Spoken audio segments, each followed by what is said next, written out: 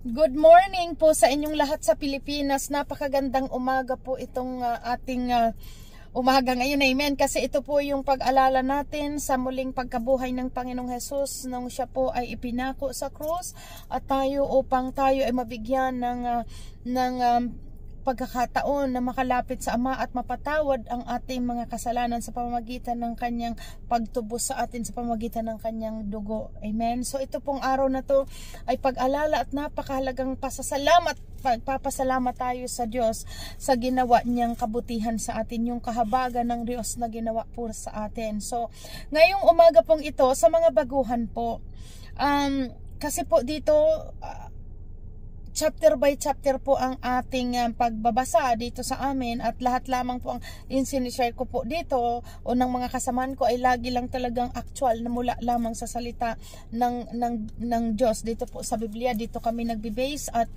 chapter by chapter po ang aming pagbabasa. So ngayon at sa mga datihan ay intindihan at naunawaan po ito dahil alam niyo po yan na talagang chapter by chapter tayo. So ngayon itong sa mga baguhan naman na kung halimbawa sa Maynila at sa man or sa Nueva Ecija or sa Labo o sa Bicol na may mga baguhan, pinapaunawa po namin sa inyo na dire-diretso po ang suyod natin dito sa Bible at upang malaman natin kung anong kalooban ng Diyos at kung ano ang mga mangyayari sa darating. At dito nga po, na andito tayo sa aklat ng pahayag. Pahayag means sa pinakahuli-hulihan na po itong aklat, pinakadulo na ito ng salita dito po sa Biblia at naandito tayo. Ngayon, ang pahayag sa Tagalog, ipinapahayag ang magaganap, ang mga mangyayari sa darating. Kaya ang tawag nga po nito sa English ay revelation. So hindi pa ito nangyayari. At sa inyong mga baguhan po, antabay lang kayo and I encourage everyone sa inyo po na tuloy-tuloy pong kayong makinig ng salita ng Diyos every Sunday hanggat maaari. Kung wala din naman po kayong mga kaabalahan o anong priority po ninyo ang Panginoon na pumunta dyan, especially po sa inyo dyan sa Maynila, na i-priority po ninyo ang tuwing Sunday kung wala din lang po kayong mga lakad at sa mga ibang lugar same thing, para po naiintindahan natin ang chapter by chapter. At mayroon din po kaming pang umaga na Bible study, pang umaga alas 7 ng umaga at alas 7 ng gabi. Lahat kayo lagi na pinapaabutan. Kung kayo po ay may mga wifi, may Facebook account, sabihin nyo lang po sa amin at i-join namin kayo sa daily, day and night na pagbabasa chapter by chapter. Ngayon, ito nga po, nandito na tayo ngayon sa ikapitong silyo. Sa mga baguhan po, we pray na maintindihan po ito sa inain ninyo, ikapitong silyo, ito po yung mangyayari sa darating na panahon. At pinaunawa sa atin doon sa una kung papaano kinahabagan ng Diyos ang bawat tao at kung papaano po sunod-sunod na pinakita ng Diyos ang pag-ibig niya at pagpapaalala niya po sa atin na talagang manatili tayong tapat hanggang wakas dahil hindi tayo pababayaan ng Diyos. Yung mga nabasa natin sa lahat-lahat sa mga mula sa chapter 1 ng pahayag at nandito tayo kahapon, binasa natin yung tungkol sa pahayag chapter 7 na kung saan doon ipinakita ang kaligtasan dulot ng Panginoon sa mga taong sumusunod sa Kanya. Ngayon, after ng kaligtasan na yun, after po ng salvation na nakalagay dito sa chapter 7, dito tayo ngayon sa chapter 8. Ano ang mangyayari ng mga taong maiiwanan dito dahil ibabagsak po ng Diyos ang puot sa lupa. Ito nga po medyo sa akin pong pagtuturo ngayon, and I feel dito sa mga baguhan na talagang maaring sa ngayon po hindi ninyo pa ito masyado maintindihan, pero po kayo encourage everyone na talaga ngayon na nandito na rin lang kayo, talagang manatili na po tayong laging nakikinig ng salita ng Diyos upang naintindahan natin ito lahat.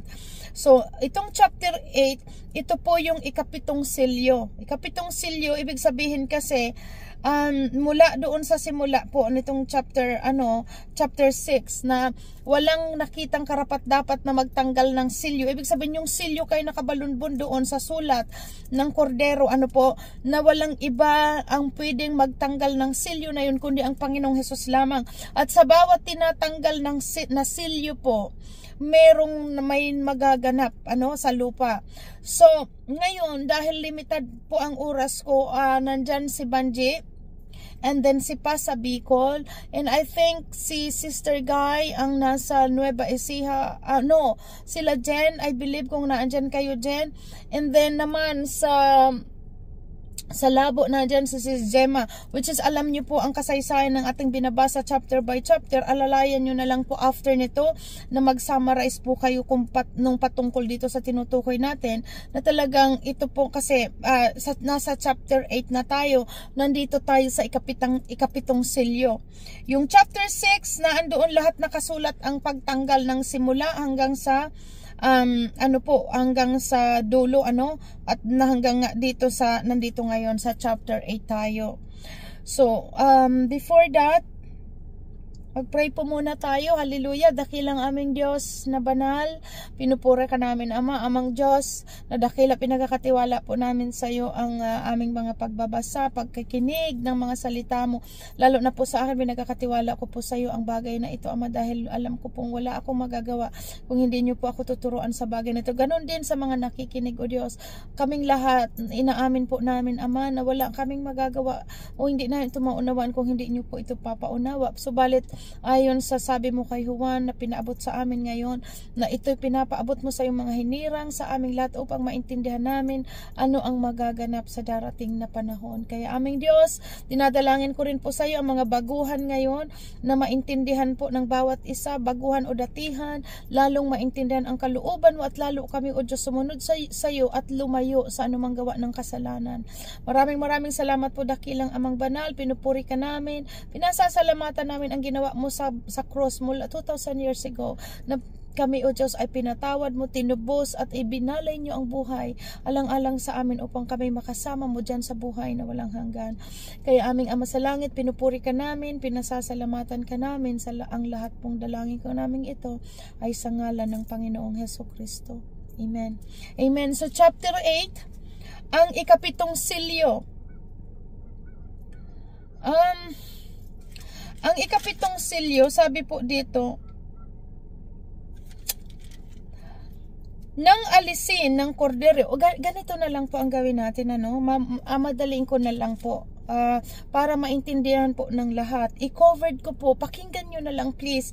I-covered ko po mula 6, 7, and 8 para lubos po nating maintindihan. And then kung saan ako tumigil, isa-summarize po ito ng ating mga kapatiran dyan, Pakinggan po natin ito. Ito itong 7-sealed silyo. Walang iba pong gagawa nito ang Panginoong Jesus. So atras po kayo ng chapter 6 para lalong ang iniisip ko kasi yung mga baguhan po na maintindihan, and I need your attention po na talagang pakinggan po natin ito. So verse 1 ng chapter 6 muna para makumpleto po ninyong mapakinggan itong silyong ito, isa-summarize ko na, and tulungan ako ng Diyos na maging madali po ang lahat ng ito.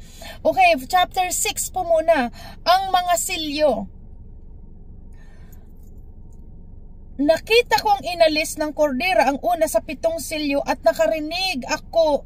narinig kong sinabi ng isang 4 na buhay na nilalang sa tinig na sinlakas ng kulog, halika. At nakita ko ang isang kabayong puti na nakasakay ay may hawak na pana. Binigyan siya ng korona at siya'y umalis upang patuloy manakop. Nang alisin ng kordero ang pangalawang silyo, narinig kong sinabi ng pangalawang buhay na nilalang, halika. Isa namang makabayong pula ang lumitaw na ang nakasakay ay binigyan ng kapangyarihan magpasimula ng digmaan sa lupa upang magpatayan ang mga tao. Binigyan siya ng isang malaking tabak. Ito po yung tinutukoy dito na magkakaroon nga ng mga paglalaban-laban sa darating, po. At ang sunod po, paglalaban-laban, ibig sabihin itong malinaw po dito na yung mga magpapasigmula ng mga digmaan. At alam natin, alam po natin na ngayong kapanahonan na talagang hindi natitigil, nagiging worse po ang laban ng kalaban ng Israel at ang ibang bansa. Ngayon sa Lebanon nung nakaraan, ng pinaulanan na naman ng bomba ang Lebanon. And then nung nakaraan, alam po natin Syria ang kalaban.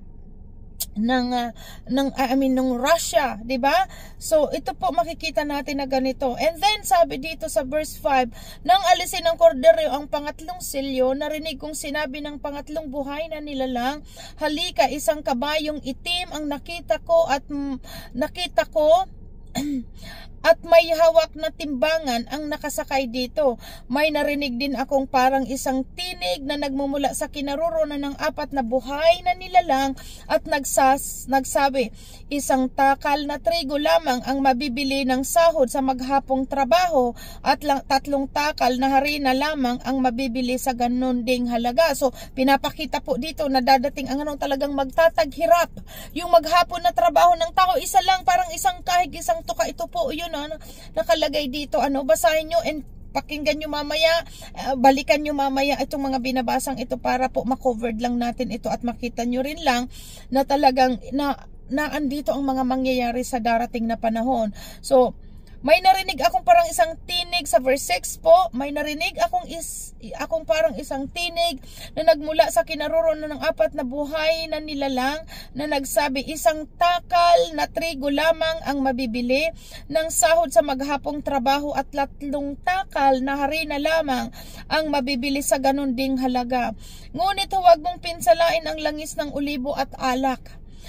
Dahil nga po yun ay ipiniprepare ng Diyos sa mga hinirang. Sabi po dito, nang alisin ng kordero ang pang-apat na silyo, narinig kong sinabi ng pang-apat na buhay na nilalang, halika, isang kabayong maputla ang nakita ko at ang pangalan ng nakasakay dito ay kamatayan.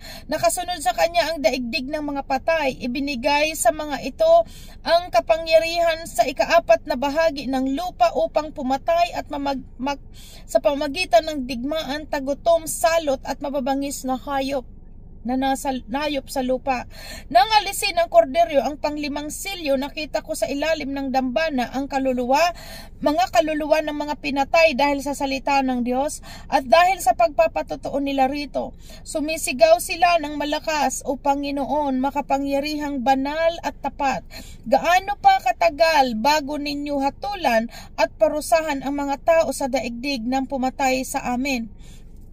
Binigyan ng puting kasuotan ang bawat isa sa kanila at sinabi, sa kanilang magpahinga lang kaunti pang panahon hanggang sa mabuo ang bilang ng kanilang kapatid at kapwa lingkod at napapatayin ding tulad nila. Nang alisin ng kordero ang pang-anim na silyo, lumindol ng malakas, ang araw ay nagdilim, kasing itim ng damit, panluksa at ang buwan ay naging kasimpula ng dugo. Nalaglag mula sa langit ang mga bituin na parang mga bubot na bunga ng igos kapag hinahampas ng malakas na hangin. Naglaho ang langit na parang kasuotang inirolyo at nawala sa kanilang dating kinalalagyan ang mga bundok at mga isla. Nagtago ang mga yungib na bato, ang mga hari sa lupa, ang mga gobernador, ang mga pinuno ng hukbo, mga mayayaman, mga makapangyarihan at lahat ng tao, alipin man o malaya. At sinabi nila sa mga bundok at sa mga bato, tabunan ninyo kami, ikubli ninyo kami sa mukha ng nakaupo sa trono at puot ng kordero, sapagkat dumating na ang kakilakilabot na araw ng pagbubuhos ng kanilang puot. At sino ang makakatagal? Sarap na ito. So dito po yung Great Tribulation na pinaunawa sa atin. At pagdating ng chapter 7, jump agad tayo ng chapter 7, ito po tungkol na ito sa mga maliligtas na nanatiling tapat. Ito ang mga maliligtas. Pakinggan po natin muli. Chapter 7, 144 na tinatakahan sa Israel. Pagkatapos nito, may nakita akong apat na anghel na nakatayo sa apat na sulok ng daigdig. Pinipigil nila ang apat na hangin upang huwag umihip sa lupa, sa dagat o alinmang punong kahoy, at nakita kong umakyat sa gawing silangan ang isa pang anghel, taglay ang pantatak ng Diyos na buhay. Sumigaw siya sa apat na anghel na binigyan ng kapangyarihang maminsala sa lupa at sa dagat. Huwag muna ninyong pinsalain ang lupa, ang dagat o ang mga punong kahoy hanggat hindi pa nalalagyan ng tatak sa noo ang mga lingkod ng Diyos. Kita niyo po ito na talagang kinukontrol muna bago ibagsak ang puot. inano po muna, in-spare yung lugar na yun para sa mga hinirang, sa ating mga hinirang, sa mga nananampalataya sa Diyos. Kasi malinaw po, iingatan ng Diyos ang kanyang mga hinirang hanggang sa dulo ng sanlibutan. At verse 4, at narinig ko ang bilang ng mga tinatakan, 144,000 buhat sa 12 lipi ng Israel. Tigla 12,000 mula sa bayan ng lipi yan ng Israel. Sabi po dito, sa Juda, si Ruben, mula sa bawat lipi ng Israel, sa Juda, Ruben, Gad, Asher, Neftali, Manasseh, Simeon, Levi, Issachar, Zebulun at Jose at Benjamin. So ito po yung 12 tribes ng Israel, na ito yung nakalagay dito na sila yung tatatakan na sa noon ng banal na espiritu ng Diyos. And then pagdating po dito sa verse 9, tayo yung mga believers naman po, ito ang tinutukoy dito. Ang mga nagtagumpay mula sa lahat ng bansa. Alalahanin po natin, pinaalalahanan tayo ng salita ng Diyos sa manatiling tapat. Ayusin natin ang ating sarili, tinanggap natin ang kaligtasan mula sa Panginoong Hesus, pinatawad tayo, nilinis ang kasalanan, at yun ang dapat nating panatilihin hanggang wakas. At ito po yung mga nanatiling tapat. Ito yung tinutukoy dito sa chapter 7 verse 9 na naligtas. Pakinggan ninyo po. Pagkatapos nito, nakita ko ang napakaraming tao na di kayang bilangin. Di kayang bilangin ninuman. Sila'y mula sa bawat bansa, lipi, bayan at wika. Nakatayo sila sa harap ng trono at ng kordero, nakadamit na puti at may hawak na mga pampalaspas. Isinisigaw nila ang kaligtasan ay nagmumula sa ating Diyos na nakaluklok sa trono at kordero. Tumayo ang lahat ng anghel sa palibot ng trono, ng matatandang pinuno at ng 4 na nilalang na buhay. Sila'y nagpatira pa sa harap ng tronong sumasamba sa Diyos na nagsasabi, Amen. Sa ating Diyos ang papuri, kaluwalhatian, karunungan, pasasalamat, karangalan, kapangyarihan at kalakasan magpakailanman. Amen. So ito po ang ilalarawan dito. Ito yung salvation sa lahat ng dako na mga tumanggap sa Panginoong Hesus po. Ito po nakalagay dito. Sila'y mula sa bawat bansa, lipi, bayan at wika. Yan na hindi kayang bilangin. So yan po, yan yung blessed hope na inihintay natin na nga hindi pa ito nangyayari, pero ito ang mangyayari sa pagdating ng panahon at pinapauna na po ito sa atin. Verse 13, Tinanong ako ng isang matandang pinuno, sino ang mga taong nakadamit na puti? Saan sila nanggaling?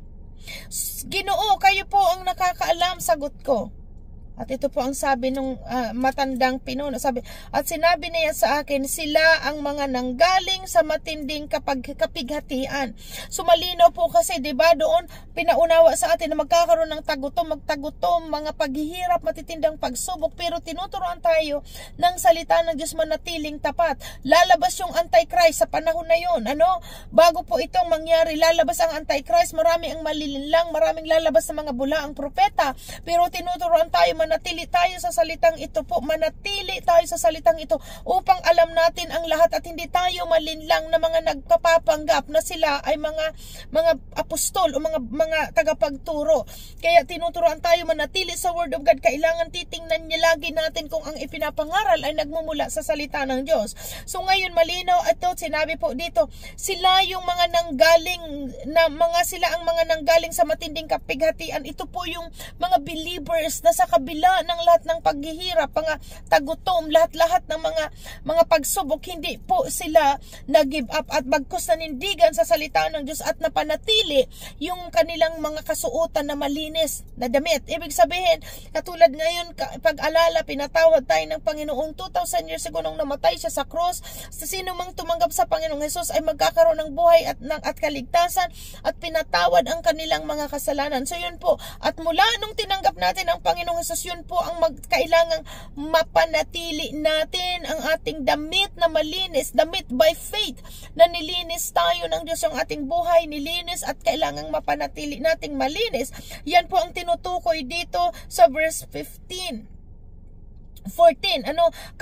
nilinis nila at pinaputi ang kanilang damit sa dugo ng kordero. Tayo po kailangan, kaya sinusupil natin ang gawa ng ating mga laman. Talagang lumalayo tayo sa kasalanan kasalanan dahil ito po ang tinutukoy. Ito yung mga maliligtas. Nilinis nila at pinaputi ang kanilang damit sa dugo ng kordero. Malinaw na tayo po mapapabanal sa pamamagitan ng pagsunod natin sa instruksyon ng kanyang salita. Iyan ang dahilan kung bakit sila'y nasa harap ng trono ng Diyos at naglilingkod sa templo araw at gabi, at ang mga nakaupo sa trono ang siyang nakukupkop sa kanila. Hindi na sila magugutom ni mauuhaw man, hindi na rin sila mabibilad sa araw ni mapapaso ng anumang matinding init, sapagkat ang korderong nasa gitna ng trono ang magiging pastol nila.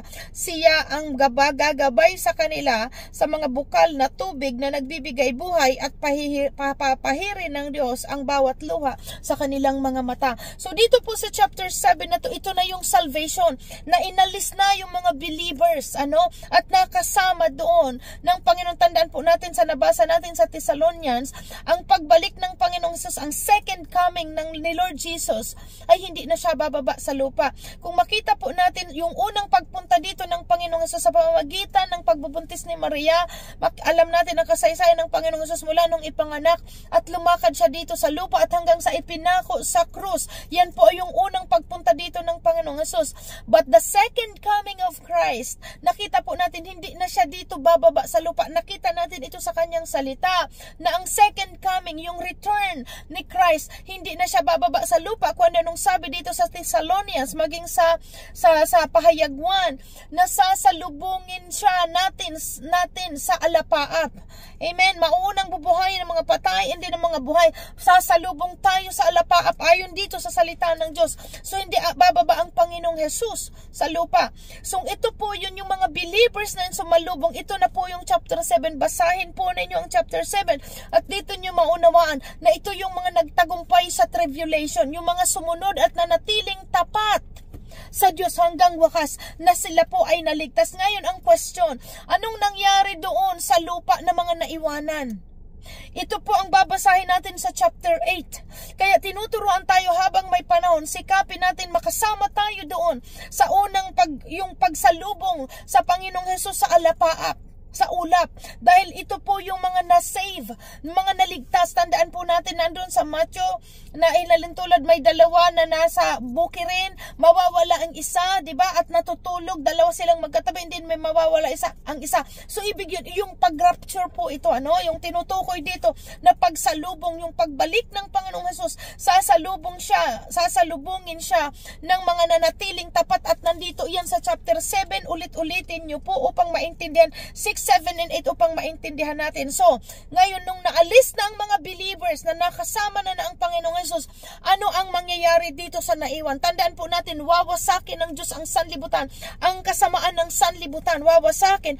At dito po yan magsisimula sa chapter 8. Pakinggan po natin, kaya sikapin natin, walang maiwanan. Sikapin natin, manatili sa salita ng Diyos, sumunod sa kalooban ng Diyos, kasi matindi pong kalagim-lagim ang sasapitin ng maiiwanan dito sa lupa.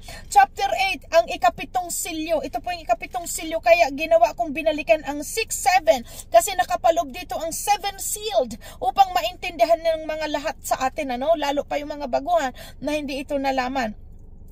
Chapter 8, nang alisin ng kordero ang ikapitong silyo, nagkaroon ng katahimikan sa langit sa loob ng halos kalahating oras. Ibig sabihin, para pong nagbibigay ng sinyalis na nag-aayos, ibig sabihin nagbibigay signal ang katahimikan na may preparation na may mangyayari after half hour. Sabi dito, nang alisin ng kordero ang ikapitong silyo, nagkaroon ng katahimikan sa langit sa loob ng halos kalahating oras. Pagkatapos nito ay nakita ko ang pitong anghel na nakatayo sa harapan ng Diyos at binigyan ng trompeta ang bawat isa sa kanila. Pitong anghel, kung maalala nyo po, pitong anghel doon sa chapter 1 nakalagay doon na nasa kamay ng Panginoong Jesus ang 7 stars, at ang tinutukoy ng 7 stars ay yung pitong anghel. At dito nga itong pitong anghel na to, verse 3. Dumating ang isa pang anghel na may dalang gintong sunugan ng ensenso at tumayo sa harap ng dambana. Binigyan siya ng maraming insenso upang ihandog sa dambanang ginto na nasa harap ng trono. Kasabay ng panalangin ng mga hinirang ng Diyos. Mula sa kamay ng anghel ay tumaas sa harapan ng Diyos ang usok ng insenso kasabay ng mga panalangin ng mga hinirang ng Diyos. Pagkatapos kinuha ng anghel ang sunugan ng insenso, pinuno ito ng apoy mula sa dambana, at inihagi sa lupa. Biglang kumulog, dumagongdong, kumidlat at lumindol.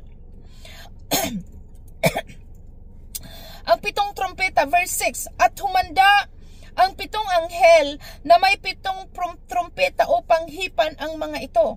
Hinipan ng unang anghel ang kanyang trompeta at umulan ng batong yelo at apoy na may halong dugo.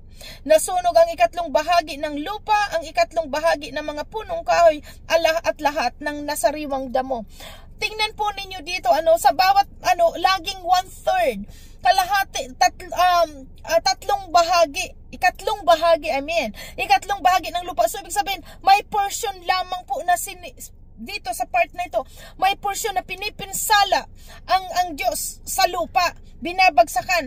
At ito, pinibigyan ng pagkakataon ang tao. Makikita po natin sa mga susunod na chapter, yung mga naiwanan na hindi nakasama doon sa rapture, yung pagsalubong sa ulap sa Panginoon, yung mga naiwanan dito sa lupa, ito po ang kakahinatnan ng mga nandito sa lupa. Kaya binibigyan pa rin. Bakit ito nangyayari? Kasi binibigyan ng Diyos ang pagkakataon na magsisi pa rin yung mga taong mga suwail. Alam mo, yung mga tao po na sinisira natin ng Word of God, ayaw makinig ng salita ng Diyos. Ito po ang mga maiiwan dito sa lupa. Nandito po, mababasa natin sa pasunod-sunod. So, pero ganun tulad na nga nakababasa natin, 1/3, lagi lang ang pagbagsak. Mayroong mga portion na binabagsakan upang ang tao ay magising at itong mga matitigas ang ulong na iwanan na to ay hanapin pa rin ang Diyos. Verse 8, hinipan ng 2 anghel ang kanyang trompeta at bumagsak sa dagat ang isang parang malaking bundok na nasusunog. Naging dugo ang 2 bahagi. 2 bahagi uli. 2 bahagi ng dagat, namatay ang 2 bahagi ng mga nilalang na naroon at nawasak ang 2 bahagi ng sasakyang dagat. Kita niyo po? Hinipan ng 2 anghel ang kanyang trompeta at nahulog mula sa langit ang isang malaking bituing nagliliyab na parang sulo at bumagsak sa 2 bahagi ng ilog at bukal. Another 1/3 ng lupa ang dito. Ang bituin ay tinawag na kapaitan. Pumait ang 2 bahagi ng tubig at maraming tao ang namatay pagkainom nito. Hinipan ng 4 na anghel ang kanyang trompeta at napinsala ang 2 bahagi ng araw, ang 2 bahagi ng buwan at 2 bahagi ng mga bituin, kaya't nawala ang 2 bahagi ng kanilang liwanag. Imagine nyo po, nagdilim ang 2 bahagi ng maghapon at walang tumanglaw sa 2 bahagi ng magdamag. Pagkatapos ay nakita ko ang isang agilang lumilipad sa kalawakan at narinig ko ito sumisigaw. Kalagim, lagim, kalagim, lagim. Talagang kalagim, lagim. Ang sasapitin ng lahat ng nasa lupa pagtunog ng mga trompetang ihipan ng 3 pang anghel. Kita niyo po, dito muna ako mag-stop. Gusto ko lang pong iklarado, i-summarize at basahin niyo po ito. Sa inyong walang mga Bible, please, sikapin po ninyo na magkaroon ng Bible. Humingi kayo na dyan sa mga naandyan sa leaders. Hingiin niyo at magpapadala kami ng Bible at kailangan na uunawaan po natin itong lahat. Ngayon, ito po, 6, 7, and 8.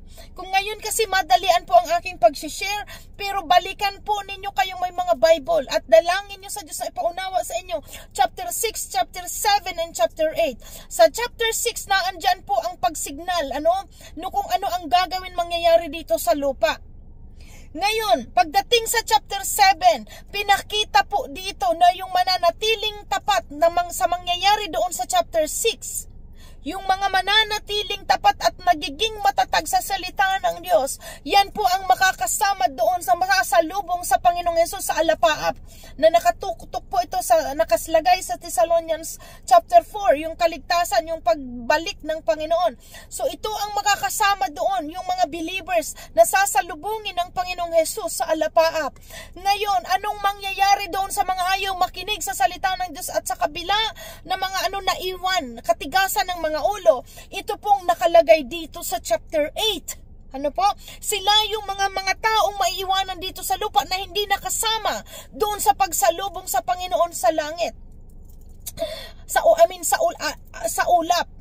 Mahirap itong maintindihan sa mga baguhan, pero ito po, hindi pa huli ang lahat. Manatili kayo po sa salita ng Diyos. Huwag niyong sayangin ang panahon. Humingi kayo ng Bible, at ngayon pagkatapos ng Revelation, ilang linggo na lang matatapos ang Revelation, babalik po tayong muli sa Matthew. Back sa Matthew. Dire-diretso, uusad ulit tayo ng pag-aaral ng salita ng Diyos. So kung hindi nyo man nasimulan ang Matthew, after ng Revelation, babalik po tayo dyan. Kaya ito pinapaunawa ko muna sa inyo, na ito po ang kaganapan sa darating. Ito ang pinaunawa sa atin ng Biblia dito sa pahayag, na ito ang kaganapan. Ang chapter 6, 7, and 8, dyan po ipapakita na talagang ang Diyos talagang naandyan ang pagliligtas, at ipapakita rin ang mangyayari sa mga maiiwan. At nakita po natin dito, tatlong bahagi ng lupa, lagi ang tinatamaan ng puot ng Diyos. Okay, isa lang po muli ang masasabi ko ngayon bago ako mag-end nito. Tinuruan tayo ng salita ng Diyos sa pagbabasa mula Genesis to Revelation, na tayo'y mahal ng Diyos, kaya nga namatay ang Panginoong Hesus. Tinuturuan tayong lumayo sa kasalanan. Kasi ang kasalanan, naandyan ang babagsakan ng puot. Ang kasalanan nagmumula kay Satanas. At si Satanas ang kaaway ng Diyos, hindi po ang tao. Mahal ng Diyos ang tao, kaya tinuturuan na namatay ang Panginoong Hesus, namatay sa krus upang sino man tanggapin siya ay magkaroon ng buhay na walang hanggan. Tinuruan tayong sumunod sa kanyang instruction. Ngayon, itong nangyayari sa chapter 8, ito po yung mga hindi nakikinig ng salita ng Diyos, pero binibigyan pa rin ng pagkakataon sa huli-hulihang pagkakataon na talikuran nila ang kanilang mga kasalanan at hanapin ang Diyos. Pero po, tulad ng sabi ko nga po sa inyo, pinapaiwas tayo ng Diyos sa kasalanan, dahil kapag ang tao nakadikit ang kasalanan, kasabay siyang mababagsakan ng puot, dahil malinaw po yan na ang kasalanan ay wawasakin ng Diyos ang kasamaan ng sanlibutan. Kaya gano'n na lamang naintindihan natin bakit tayo sinasabi ng Panginoon, layuan nyo ang mga magpaparumi sa inyo, layuan nyo yung mga makamundo, makalaman, mga bagay na magpaparumi sa inyo, dahil pagdating ng panahon, iyan po ang pupuksain ng Diyos. Katulad ng sinasabi ng anghel, kalagim-lagim ang sasapitin ng taong maiiwanan dito sa lupa. Amen? So ngayon dito po ako magtatapos. 30 minutes, and then Banji pa, Sister Guy, Sister Gemma, I believe na Sister Gemma baguhan, but then, alam po mga grupo dyan sa Labo, sa maging sa Nueva Ecija and Bicol, chapter by chapter ninyo pong alam at naririnig ninyo ang pagtuturo ng bagay na ito. Kayo na po ang bahalang mag-summarize, and also po sa mga nagbabasa, balikan nyo na lang po angat maari. Kung may balikan nyo po ang pahayag 1, mula sa 1 at diretso nyo, at ito pong naka-highlights dito ang chapter 6, 7 and 8 na ating pinag-aralan. Patnubay natin ang banal na espiritu po. Alam natin ang Holy Spirit ang nagtuturo sa atin. Hilingin na ninyo po na turuan kayo. At dito po sa chapter 9, 10, 11 and hanggang sa matapos po ang pahayag, chapter by chapter po, tayo po ay susuyod everyday. Amen? So kung gusto nyo sumama sa Bible study, alas 7 ng umaga, alas 7 ng gabi, lumapit po kayo sa inyong mga leaders. Amen? And let us know. So purihin ang Diyos. Let's closing prayer po. Hallelujah. Purihin ka aming Diyos, amang banal, Holy Spirit, pinagkakatiwala po namin sa iyo ang mga pagtuturo mo sa individual na ito po, sa aming lahat, at mga naghahangad nito. Ama, ikaw po ang magpauna pag-unawa nito sa kanila. Turuan niyo po kaming lahat, O Diyos, sa bagay na ito at makapanatili kaming tapat sa iyo hanggang wakas at malinaw ang salita mo ang nagpapabanal sa amin. Ang kabanalan namin ay ang iyong salita, na kung saan ang salita ay ang Panginoong Diyos, ang Panginoong Jesus, you are the Word. Kaya salamat po, O Diyos, sa lahat ng ito. Pinupuri ka namin, pinasasalamatan ka namin at inaalala namin ang kagandahang loob mo sa aming ginawa niyo po sa kamatayan sa krus. Salamat po aming Diyos na banal sa iyong buhay. Salamat sa iyong pag-ibig sa amin, aming Ama. Pinupuri ka namin, pinasasalamatan namin ang lahat ng ito sa ngalan ng aming Panginoong Hesukristo. Amen. So God bless po. God bless. Next week uli. Bye-bye. God bless.